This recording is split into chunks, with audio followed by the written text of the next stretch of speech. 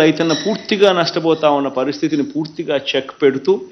ప్రతి రైతన్నను కూడా ఆటోమేటిక్గా తాను పంట వేసిన వెంటనే గ్రామ సచివాలయంలో ఈ క్రాప్ ద్వారా పూర్తిగా ఇన్సూరెన్స్ కవరేజ్, పూర్తిగా ఇన్సూరెన్స్ ప్రీమియం రైతుల తరఫున కూడా కట్టాల్సింది కూడా ప్రభుత్వమే కడతా ఉన్న పరిస్థితి మొట్టమొదటిసారిగా ఈ 57 నెలల కాలంలోనే జరిగింది అని చెప్పడానికి కూడా గర్వపడతా ఉన్నా. ఇంతకు ముందు నేను చెప్పినట్టుగానే ప్రతి రైతన్నకు పెట్టుబడి సహాయంగా డబ్బులు ఇవ్వడమే కాకుండా ప్రతి రైతన్నకు కూడా 0 వడ్డీ వర్తింపచేస్తూ ₹1,00,000 దాకా క్రాప్ లోన్స్ కూడా 0 వడ్డీ వర్తింపచేస్తూ పెట్టుబడికి సహాయం కూడా 0 వడ్డీకి ఇప్పించే కార్యక్రమం కూడా జరిగింది కూడా మన హయాంలోనే. ఈ 5 సంవత్సరాలు ఒకసారి గమనిస్తే ఏ రైతైనా కూడా ఈ 5 సంవత్సరాలలో ఇంతకు ముందు జరగని ఒక గొప్ప మరో మార్పు ఏమిటి అని అంటే, ఎక్కడైనా కూడా రైతన్నకు కష్టం వస్తే ఆ రైతన్నకు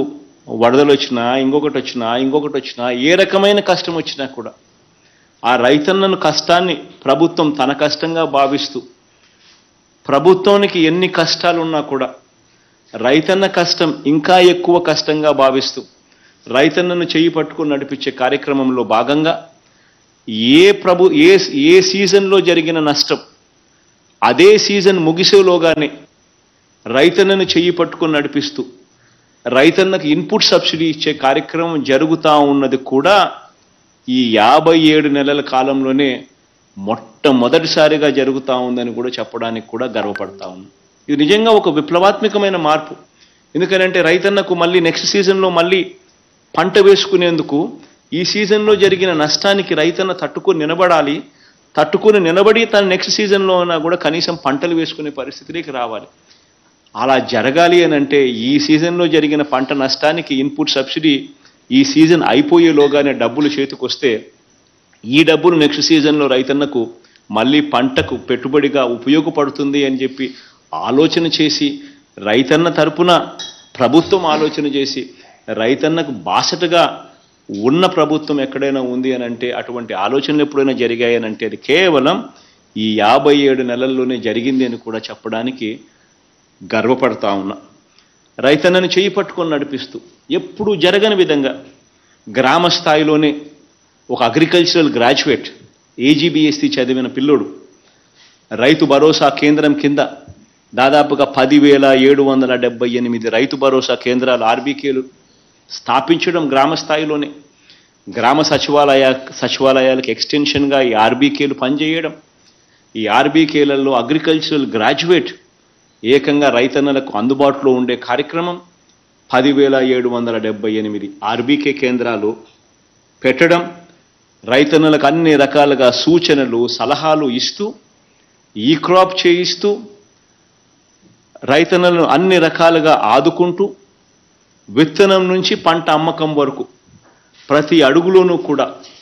రైతన్నను చెయ్యి పట్టుకొని నడిపిస్తూ ఉన్న కార్యక్రమం కూడా జరుగుతూ ఉన్నది ఎప్పుడు అని అంటే అది కూడా కేవలం ఈ 57 నెలల కాలంలోనే ఈ మార్పు కూడా జరిగిందని కూడా చెప్పడానికి గర్వపడతా ఉన్నా. ఇంతకుముందు గమనించినట్లయితే ఆక్వా రైతులకు ₹1.5కే కరెంట్ ఇచ్చి ఆక్వా రైతులను ఆదుకున్న పరిస్థితి ఎప్పుడూ లేదు. ఆ ఆక్వా రైతులకు కూడా ₹1.5కే కరెంట్ ఇస్తూ ఈ ఆక్వా జోన్లలో ఉన్న ఈ ఆక్వా రైతులకు అందరినీ కూడా చేయి పట్టుకొని నడిపిస్తూ వీళ్లకు కూడా తోడుగా ఉంటూ ₹1.5కే వీళ్ళ కరెంట్ ఇస్తూ వీళ్ళను ఆదుకుంటా ఉన్న పరిస్థితులు కూడా ఇప్పుడే మొట్టమొదటిసారిగా రైతన్నలందరికీ కూడా మంచి జరిగిస్తూ పంటలు కొనుగోలు చేసే విషయంలో RBK స్థాయిలోనే పంటలు కొనుగోలు చేసే విధంగా అడుగులు వేస్తూ, అది ఆక్వా పంటలకైనా కానీ పెట్టుబడి డబ్బులు రావాలి అని అంటే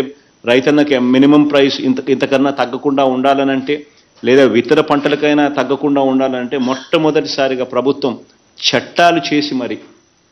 అమలు చేస్తూ ఉన్న పరిస్థితి కూడా ఇప్పుడే ఉంది. ప్రతి RBKలోనూ ఈ పంటలకన్నిటికీ ఇది కనీస మద్దతు ధర అని కేంద్ర ప్రభుత్వం నోటిఫై చేయని పంటలకు కూడా మనం కనీస మద్దతు ధర నోటిఫై చేసి,